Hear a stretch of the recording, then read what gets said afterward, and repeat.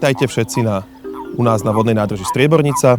Vodná nádrž Striebornica je jediným miestom v Piešťanskom okrese, kde prebieha migrácia ropuchy bradavičnatej.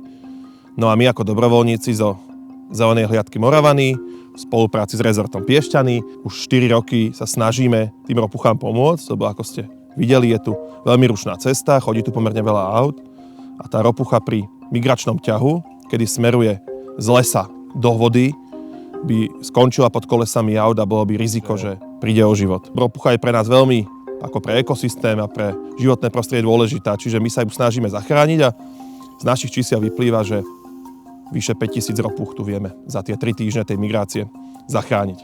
No a čo je našim cieľom? Našim cieľom je ich na tej zábrane zastaviť tie ropuchy, následne si ich preložiť do kyblíka a opatrne ich preniesť ku vode a do vody do ich prostredia, kde sa budú rozmnožovať. A to trvá tá rozmnožovacia fáza asi 2 týždne a následne tie ropuchy zase sa presúvajú späť do lesa, do toho miesta, ktoré je ich pôvodným a teda ich celoročným miestom pobytu.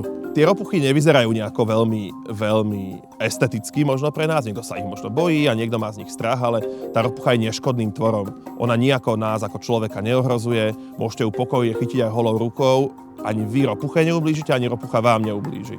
Takže samozrejme sú vo svete ropuchy, ktoré majú aj jedové žľazy a tak ďalej, ale tieto naše ropuchy nie sú, takže oni sú veľmi, veľmi kamarátske a netreba sa ich báť, ani netreba mať z nich nejaký strach.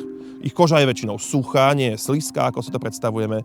Môže nám to byť z takéhoto titulu nepríjemné, ale kto sa bojí, alebo kto má nejaký strach, alebo mu to nie je príjemné, tak pokojne si môže aj rukavice, buď také jednorázové, alebo záhradné a môže zberať v rukavičkách, je to v pohode. Keďže už tá migrácia je v behu, že to už proste nejakým spôsobom beží, vlastne už skoro 3. týždeň, no, tak už sa môžete stretnúť aj s tým, že niektoré tie ropušky už tú svoju rodičovskú úlohu splnili a smerujú z vody smerom do kopcov, do hôr, do lesa, tam, kde celoročne žijú. Čiže ako rozpoznať tie ropušky, ktoré idú do vody a tie, ktoré idú z vody? No tak je na to takých pár takých rád možno. Ropuchy, ktoré idú smerom do vody, z hory do vody, sú špinavé od hliny, majú kožu suchú a smerujú samozrejme ku vode, to je základný faktor. Tie, ktoré idú opačným smerom, tak smerujú od vody smerom do hôr, do lesov. Kožu majú vlhkú, takú vláčnú, vyťahanú od vody a majú na dotyk sú studenšie a vlhkejšie. Tie, čo idú z tej hory, sú skôr suché a blatové, špinavé od hliny. Čiže tak by sa to dalo rozlíšiť. Tie samičky, ktoré idú do vody, majú tie brucha naozaj veľké, lebo sú plné tých vajíčok, ktoré idú naklásť. Zatiaľ, čo tie, čo smerujú z vody, smerom do hory, tie brúška už majú plasnuté. Takže tu vidíme ropuchy obidvoch pohlaví. Tá väčšia a teda taká robustnejšia s väčším brúškom je samička a vidíte, že od nej asi o polovicu menší je samček. Ten rozdiel tej farby, ktoré tieto dve konkrétne ropušky majú, nie je úplne typický. Oni môžu mať farebné škálu od čiernej, cez takúto tmavo-zelenú, cez hnedú až po takú tmavo-hnedú, takže ten farebný ráz je rôzny. Ale ako vidíte sami, tí samci sú veľmi pohybliví, teda aj tie samičky. Tieto konkrétne dve žabky už išli z vody smerom do hory, čiže my ich zanesieme pod les, aby už mohli ísť do svojho pôvodného biotopu. Čiže títo už majú rodičovské povinnosti za sebou. Niekedy sa stane, že nájdeme aj dvojičku, čiže nájdeme duplex, my tomu hovoríme, kde samička si nesie na chrbte toho svojho budúceho manžela priamo do vody. Zaujímavosťou napríklad je, že tá ropucha počas tejto fázy, kedy sa rozmnožuje, nič nie je. Ona je bez príjmu potravy. Ona začne potravu príjmať až znova, keď sa vráti na ten svoj biotop do hôr.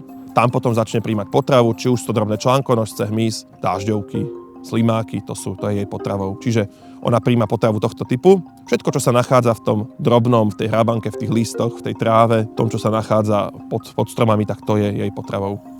Však sa môžete s ropuchami stretnúť na vašich záhradách. Tam tiež sa nachádzajú ropuchy bradavičnaté, ktoré obývajú tento záhradný priestor.